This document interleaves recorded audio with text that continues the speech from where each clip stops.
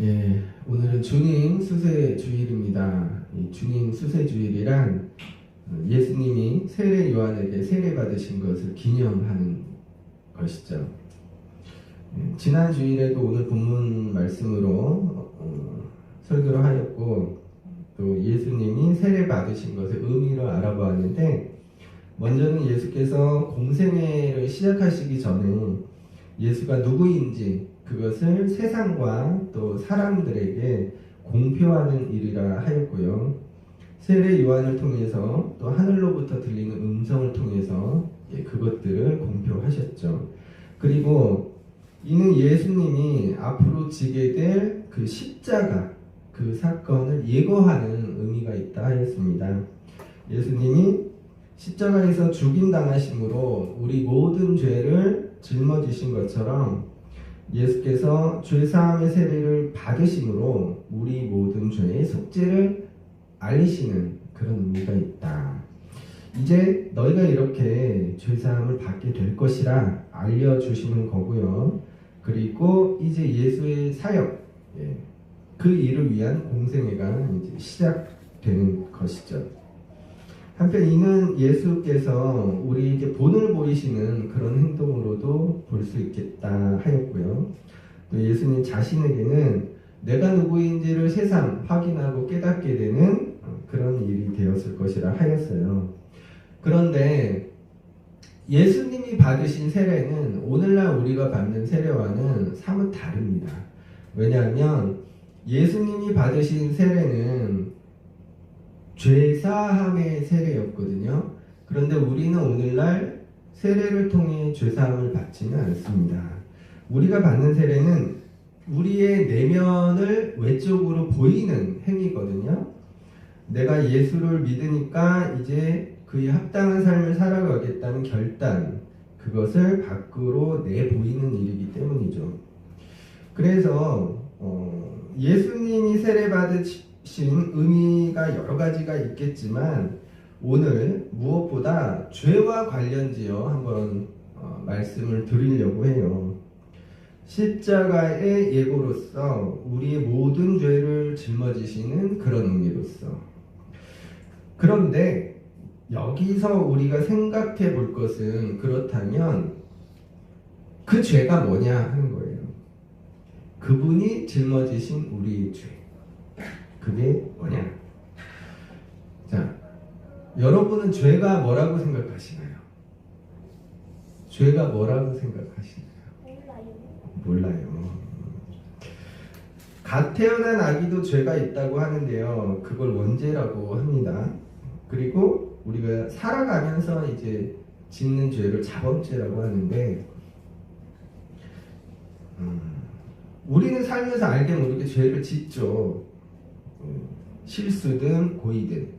그런데 대부분 사람은, 모든 사람은 아닐지언정 대부분 사람은 정말 큰 죄를 지으며 살지는 않아요.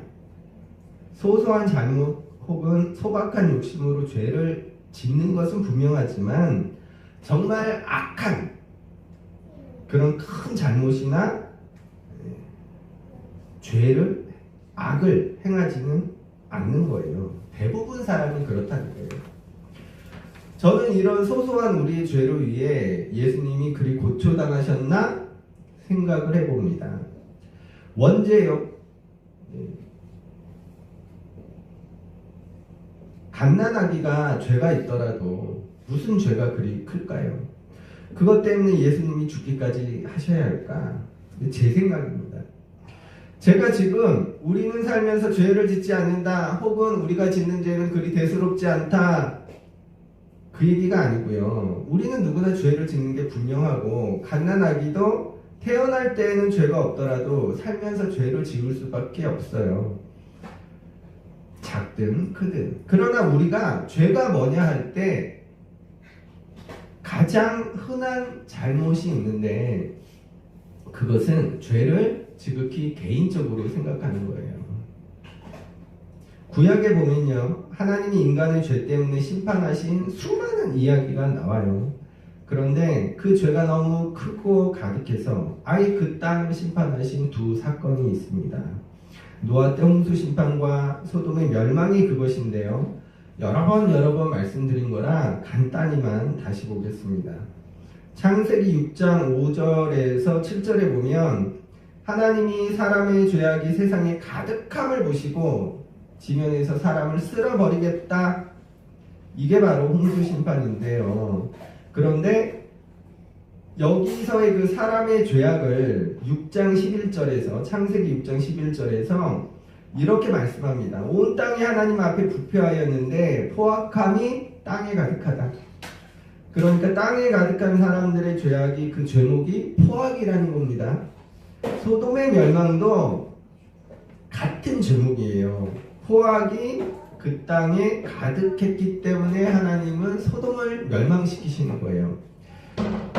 그러니까 하나님은 포악을 정말 싫어하시는 겁니다. 그렇다면 포악이 뭐냐? 포악은 사전적 의미가 몹시 잔인하고 난폭하다는 거예요. 그러니까 그 땅에 사는 사람들이 당시에 모두 몹시 잔인하고 난폭하였다는 말씀일까? 마치 영화에서처럼 모두가 옆에 칼을 차고 지나가는 아무나 강도질하고 빼앗고 죽이는 그런 세상이었는가? 그럴 수도 있겠죠. 그러나 애굽을 보면 이것이 무슨 의미인지를 알 수 있는데 하나님이요 모세를 불러서 애굽으로 보내시잖아요. 그때 모세에게 이렇게 말씀하십니다. 출애굽기 3장 7절 말씀인데 주고에 있습니다. 여호와께서 이르시되 내가 애굽에 있는 내 백성의 고통을 분명히 보고 그들의 감독자로 말미암아 부르짖음을 듣고 그 근심을 알고. 자, 하나님의 백성 이스라엘이 애굽에서 고통을 당하는데 그 고통의 이유가 그들의 감독자 때문이라는 겁니다. 감독자로 말미암아 부르짖는다는 거예요. 그런데 여기서 부르짖다 이 말은요 포악과 같은 의미가 있어요. 구약 성서에서는 부르짖다와 포악이 동의어인 거예요. 그러니까 의역하자면 어떻게 되는 거냐면 감독자의 포악으로 이스라엘 사람들이 고통받고 있다는 거예요. 그런데 포악, 곧 잔인하고 난폭하게 구는 그 일은요 여러 번 말씀드렸지만 이유가 있는 거예요. 왜? 빼앗고 갈취하기 위해서.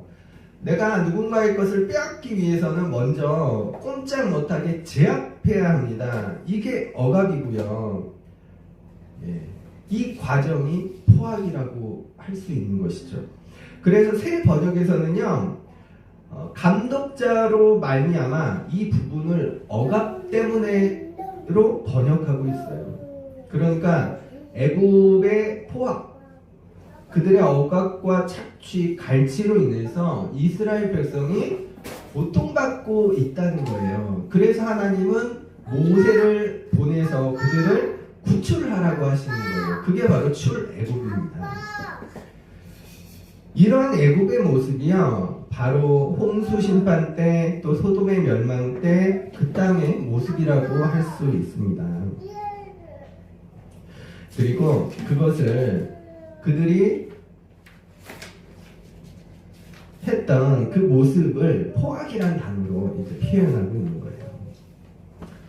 그런데 이런 억압과 착취를 위한 포악의 행위는 한 사람이 할 수도 있어요. 한 개인이 할 수도 있어요. 그렇지만 이는 개인이라기보다는 집단이나 사회 또 국가의 형태에서 주로 생겨납니다.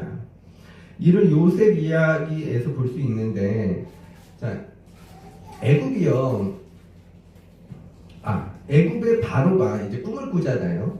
요셉이 그 꿈을 해몽하죠. 그것은 7년 동안 큰 풍년이 들고 또 7년 동안은 큰 기근이 된다는 거였어요. 요셉이 그에 대한 방도도 말하는데 풍년인 7년 동안 생산된 곡물의 5분의 1을 걷어서 저장하면 흉년을 대비할 수 있다는 거였어요. 그런데 처음 수확한 곡물의 5분의 1을 걷어들일 때 강제로 하였는지 아니면 정당하게 돈을 주고 산 것인지는 모르겠어요. 어쨌든 애국은요, 7년 동안의 그 풍년의 시간 동안 생산된 5분의 1의 곡식을 걷어들입니다. 그리고 그걸 저장해요. 그리고 이제 7년 동안 흉년이 들죠. 처음에는 사람들이 가진 것으로 버텼지만 이내 그들이 가진 식량이 이제 떨어지게 되고요. 그래서 애굽의 바로에게 가서 식량을 구하게 됩니다. 처음에는 돈으로 샀는데 이제 돈이 떨어지게 돼요. 그러자 가축을 요구해서 그들이 가진 가축을 다 내어줍니다. 그런데 돈도 가축도 이제 다 얻게 된 사람들이요, 이제 남은 것은 우리가 가진 땅과 몸뿐이라고 해요. 그래서 그들은 자기들의 땅을 바치고 또 몸도 바치고 그렇게 식량을 구하게 되는 거예요. 그래서 어떻게 되냐 하면 엄연한 땅 주인이었던 사람들이 이제 소작농이나 노예로 전락해버리게 됩니다. 그리고 그들은 앞으로도 그들이 땅에서 거둔 것의 5분의 1을 바로에게 바치게 되었어요. 자, 여기서 질문. 그렇다면 이러한 바로의 행위는 정당할까요? 어떻게 생각하세요? 정당하다고 볼 수 있을까? 저는 이런 생각이 들더라고요. 만약에 바로가 처음에 5분의 1의 곡식을 걷어들일 때 정당한 돈을 주었다면, 그리고 그것을 다시 팔 때 그가 바로가 사들인 그 가격에 팔았다면, 그렇다면 혹시 모르겠어요. 그런데 만약에 바로가 처음 곡물을 사들일 때와 같은 값으로 팔았다면 사람들이 그들이 가진 모든 돈을 다 쓰고 그들이 가진 모든 가축을 다 팔고 거기다 가진 땅까지 바쳐야 했을까? 여기서 알려주는 게 있죠. 큰 재난이나 재앙에 속수무책일 수밖에 없는 힘없는 개인들이요, 결국 모든 것을 빼앗기고 노예로 전락하게 되었다. 그리고 이 일이요, 국가 권력이 만들어낸 불의한 제도 때문이었다. 왜냐하면 흉년에 사람들이 살게 된 것은 맞지만 결국 그들이 어떻게 되나요? 가진 것을 모두 애국에 바쳐야 했고 애국은 그로 막대한 이익을 얻고 사람들은 결국 소작농으로 또 노예로 전락해 버렸기 때문에. 그리고 하나 더 알 수 있는 게 있는데, 바로의 제사장들은, 그러니까 관리들은요, 그들의 땅을 팔지 않아도 되었습니다. 왜냐하면 바로 절대 권력, 바로에게 녹을 먹던 사람들이었으니까. 예.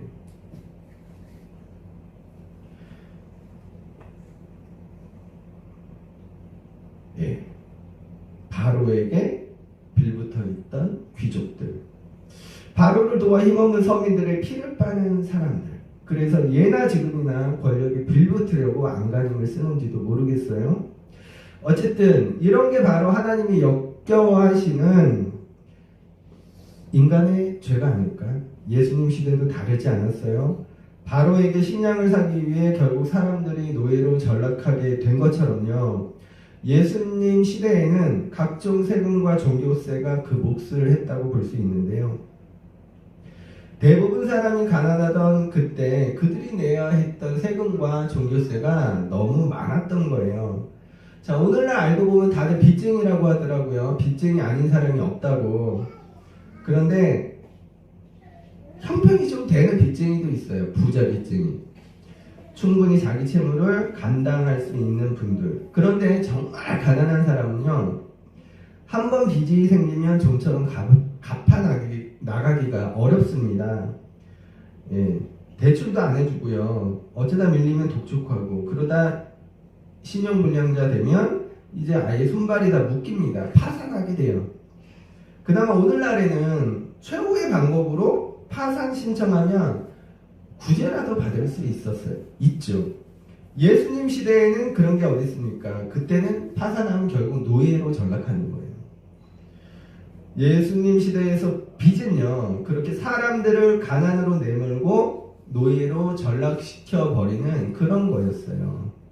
그래서 예수님이 가르쳐 주신 기도에 보면 우리가 우리에게 죄 지은 자를 사하여 준 것 같이 우리 죄를 사하여 주시옵고 라는 말씀이 있잖아요. 여기서 죄라는 말이요, 빚이란 의미가 있어요. 죄와 빚이란 말이 같은 의미를 갖고 있는 거예요. 그러니까 직역하면 빚을 탕감해 주라는 거예요, 예수님이. 왜요? 우리말에도 가난이 죄란 말이 있듯이요, 빚이 곧 죄니까. 빚이 사람들을 최악의 가난으로 내몰고 끝내 노예로 전락시켜 버리는 것이니까. 그런데요, 이러한 빚이 생기는 일은요, 곧 가난은요, 개인의 무능력이나 게으름으로도 생길 수 있어요. 그런데 가만히 보면 그런 일보다는 가난이 가난을 만드는 거예요. 가난하게 살 수밖에 없게 만드는 시스템이 있는 거예요. 부자는 더욱 부자가 되게 하고 가난한 사람은 더 가난하게 될 수밖에 없는 그런 구조와 시스템. 그리고 한편요, 포악을 말할 때 어떻게 보면 전쟁이 가장 포악한 행위가 아닐까? 그렇죠. 그렇게 몹시 잔인하고 난폭한 일은 또 없을 거예요. 그런데 우리가 가만히 보자고요. 전쟁은 왜 하나요? 전쟁은 왜 해요? 지금 러시아가 왜 우크라이나를 공격하고 있을까요? 빼앗기 위해서죠. 결국 전쟁이라는 그 포악의 행위를 하는 이유가요, 결국은 착취를 위한 새로운 구조와 시스템을 만들기 위한 그게 목적이거든요. 그래서 우리가 생각해 볼 것이요, 예수님이 짊어지신 우리의 죄, 예수는 우리의 죄에서 구원하시는 분이신데 그 죄가 뭐냐 할 때 바로 그게 아닐까. 죄를 만들어내는 구조와 제도, 가난을 만들어내는 불이한 구조나 제도, 불평등, 이게 진짜 죄가 아닐까요? 그리고 이렇게 보면요, 세례 요한의 예수님 소개의 내용이나 또 예수님 본인이 밝히신 자기 사역의 내용이 이해가 됩니다. 세례 요한이 예수님을 소개하는 말씀, 누가복음 3장 5절에서 6절 말씀. 모든 골짜기가 메워지고 모든 산과 작은 산이 낮아지고 굽은 것이 곧아지고 험한 길이 평탄하여질 것이요 모든 육체가 하나님의 구원하심을 보리라 함과 같으니라. 이게 예수님이 이런 일을 하실 거라는 건데, 예수님 때문에 사람들이 하나님의 구원하심을 보게 된다고 해요. 왜요? 여기서 말하는 하나님의 구원하심, 그 구원이 뭐예요? 높은 산이 낮아지고 골짜기가 메워지는, 그렇게 세상이 고르게 된다는 것, 곧 평등에 관한 겁니다. 왜요? 불평등이 죄를 생산하는 것이니까, 불평등이 가난에서 벗어나지 못하게 하는 바로 그것이니까. 그런데 불평등은 왜 생길까요? 잘못된 구조나 제도에 의해서죠.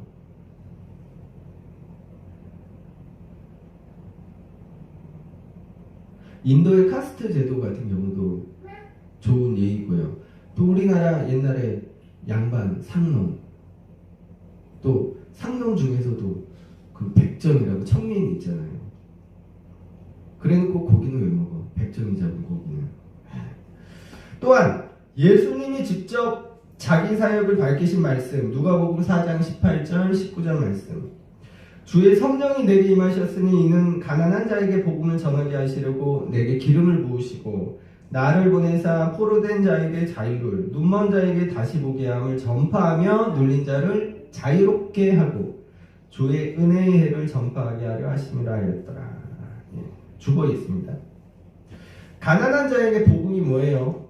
그 지긋지긋한 가난에서 벗어나는 일이에요. 포로된 자나 눌린 자나 노예와 같은 자들이요, 그 사람들이 누굽니까? 억압 받고 착취의 대상이 되는 사람들이에요. 눈먼 자는 뭐예요? 눈먼 자. 이건 해석의 여지가 있지만 자기가 당하는 그 불평등과 자기가 당하고 있는 억압과 착취, 그 부당함을 보지 못하고 깨닫지 못하는 사람들을 가리키는 말씀이 아닐까 싶어요. 그런데 이런 그들에게 예수께서 희년을 선포하시는 거예요. 희년이 뭡니까?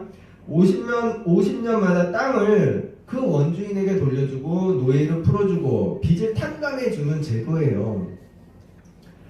이 예수님의 희년 선포가요, 단지 특정 몇 사람 혹은 한 사람을 그들의 가난을 해결해 주시거나 노예 신분을 벗어나게 해준다거나 그런 말씀이 아니고요. 가난을 생산해내는, 억압을 만들어내는, 착취를 끌어내는 그러한 불의한 사회 구조와 제도를 바꾸시겠다는 거예요. 그걸 바꿔야 한다는 거고요. 예수께서 그 일을 하시겠다는 거예요. 왜일까? 그게 진짜 죄니까. 그런데 어떻게 해요? 이게 또 중요하죠. 어떻게? 전에도 말씀드렸지만 예수님이요, 세례 요한이나 예수님 자신이 밝힌 그 사역을 사실 보면 거의 하지 않으신 거예요. 그렇지 않은가요? 왜냐하면 예수님 시대 사람들도 그 이후에 오늘도, 오늘 우리도 여전히 뭘 보고 있어요? 뭘 마주하고 있습니까? 여전히 불평등과 억압과 착취와 가난, 포악한 의미를 마주하고 있잖아요. 그래서 사실 이게 중요한 건데, 분명히 예수님은 이 땅에 하나님 나라를 이루시기 위해 오셨어요. 그런데 그 나라를 이루는 방식이 우리가 생각하는 그것과 다른 거예요. 우리는 주님이 알아서 다 해주시겠지 하고 생각하지만 예수님은 보세요. 자기를 따르는 제자들과 무리를 가르치시고 그들에게 본을 보이셨어요. 왜요? 그들이 또한 오늘날 우리가 그런 나라, 그런 세상을 만들어가고 이뤄가도록 하시라고. 이게 그분의 방식인 거고요. 그분의 방법인 거예요. 그래서 아직도 이 땅에 하나님 나라가 이루어지지 않고 있네? 이건 무슨 말이에요? 아직도 교회가 자기 몫을 감당하지 못하고 있구나. 아직도 교회가 그 몫을 다하지 못하고 있구나. 그러니까 높은 산이 낮아지고 낮은 곳을 메워지게 하는 일, 불평등한 세상을 평등으로 바꿔가는 그 일이요, 억압과 착취와 그로 인한 가난을 끊어내는 일이요, 바로 예수를 그리스도로 믿는 교회 공동체의 몫입니다. 이에 관해 수없이 말씀드렸는데, 그렇다면 왜 못하고 있을까? 우리가 생각해 볼 필요가 있잖아요. 왜 우리는 못하고 있을까? 왜일 것 같아요? 물론 생각하자면 여러 가지 이유가 있을 거예요. 그러나 그 중에 저는 이 얘기를 좀 드리고 싶어요. 우리가 종교 생활을 하기 때문이 아닐까. 교회가 종교 생활을 하고 있기 때문에. 아니 그러면 저 목사 미쳤나? 이게 예수 믿는 거 종교 아니야? 이렇게 생각할 수 있는데요. 자 보세요. 우리가요 예수 믿고 천국 가는 일에는 열심이지만 생각해보면 우리는 이 땅의 그런 나라를 이뤄가는 일에는 관심도 없고 열심도 없어요. 왜? 우리는 종교 생활을 하니까. 우리는 사후세계나 뭐 천국 또 뭐 영적인 것만 생각하니까. 우리가 교회에서 매일 듣는 게 그런 거고. 그러나 우리가 예수를 믿는다는 것은요, 알고 보면 이러한 종교 영역만이 아니에요. 왜냐하면 예수님 시대에는 정치, 경제, 종교 모든 것이 하나로 돌아가는 시스템이었어요. 예수님은 불의한 종교 시스템에 관해서만 지적하고 말씀하신 게 아니고요, 당시 불의한 정치, 불의한 경제, 불의한 종교, 관습, 이 모두를 지적하고 논쟁하고 그것들과 투쟁하신 거예요. 그런데 문제는 우리는 예수님이 하신 모든 일을, 또 그가 하신 모든 말씀을 종교적인 것으로만 보고 받아들이기 때문인 거예요. 예수님이 십자가형 당하셨잖아요. 우리는 여기에 아주 큰 종교적 의미를 부여합니다. 물론 저도 그래요. 그런데 가만히 보세요. 십자가형은 뭐예요? 정치범 사형 방식이에요. 예수님이 종교범이었다면 어떻게 죽으셔야 했어요? 돌로 맞아서. 그게 돌로 쳐 죽이는 게 종교범 사형 방식입니다. 그런데 예수님은 정치범 사형 방식으로 돌아가셨잖아요. 그래서 우리가 예수가 하신 일 또 그가 가르치시고 본을 보이신 모든 것을요, 종교적인 그런 메시지로만 받아들이면 아주 곤란하다. 왜냐하면 그분은 우리가 지금 생각하고 그런 것들, 종교적인 부분들이 있잖아요. 그것뿐만이 아니라 정치, 경제, 사회, 관습, 당시 불이한 모든 사회 구조와 제도에 관해 지적하고 논쟁하고 투쟁하셨기 때문에 그분은 자기 사역에 관해 밝히신 내용대로 그 불이한 것들을 바꾸시라고 하셨어요. 그것들이 진짜 죄니까.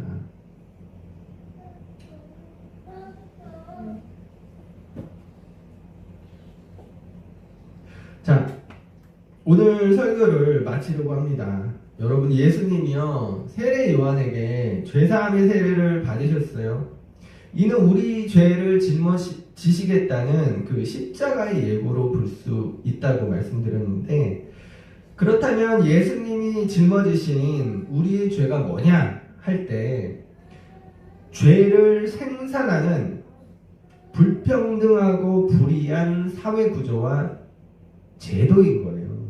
가난이 죄가 되는 세상. 그래서 우리가 예수 믿는다는 것은요, 예수 잘 믿어서 천국 가는 것만 의미 있는 게 아니고요, 바로 우리가 살아가는 이 세상을 천국과 같이 만들어가는 일인 거예요. 예수님은 그 일을 교회 공동체에 요청하신다는 그 사실을 기억하면 좋겠고요.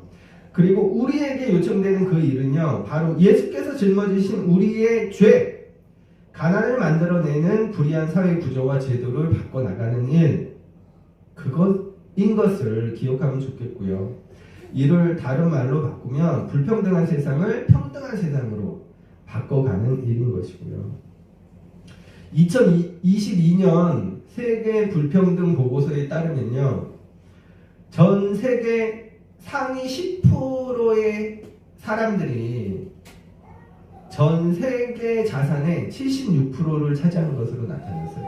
10%가 76%를 가지고 있다는 거예요. 반면 아랫부분 하위 50%가 가진 부의 비중이 2%래요. 2%.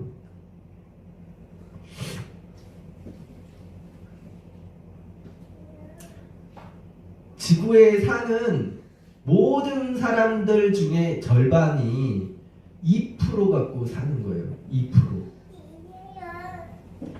또 이런 내용이 있는데, 방글라데시 의류 노동자들 다수가 6일, 하루는 쉬네요.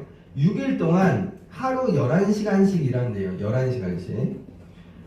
그런데도 빚에 시달리고 있다, 이런 내용인데, 왜냐하면 이제 한 달에 95,000원 정도 소득을 하는데 식료품 가격이 21%에서 50%가 올랐다는 거예요.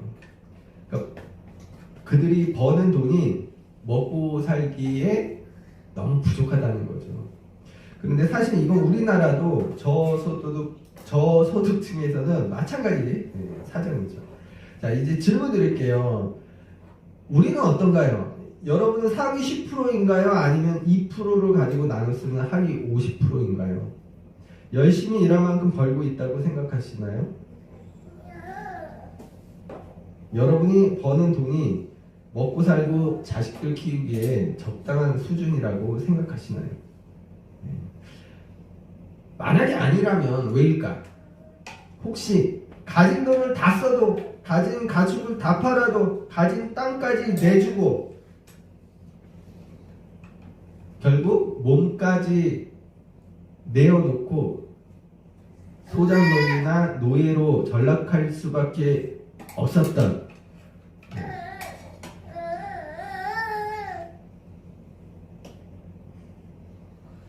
그렇게 다 내놓아도 충분한 양식을 사기에 벅찼던 그 사람들 이야기가 떠오르지 않나요? 자, 여러분, 우리는 여전히 많이도 바꿔나가야 할 불이한 사회 구조와 제도 앞에 또 불평등을 마주하고 있는 것이 사실입니다. 그런데도 더 안타까운 현실은 뭐예요? 불의를 정의라고 왜곡하는 자기 이익에 눈먼 사람들이 아직도 많다는 것이고요. 여전히 자기들만을 위해 불이한 구조와 제도를 더 견고히 하려는 사람들이 많다는 거예요.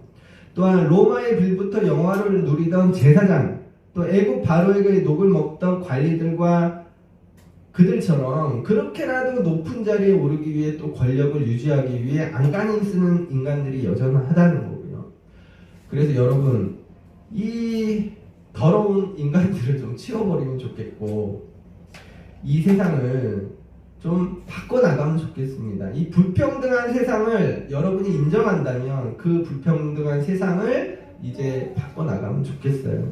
여전히 불이한 사회 구조와 제도를 바꿔나가면 좋겠고 소수의 귀족들만이 잘 사는 세상이 아니라 모두가 고르게 잘 살 수 있는 세상이, 더는 불평등하지 않는 세상이 되면 좋겠는데 여러분, 우리가 여러분이 이런 세상을 만들어 가면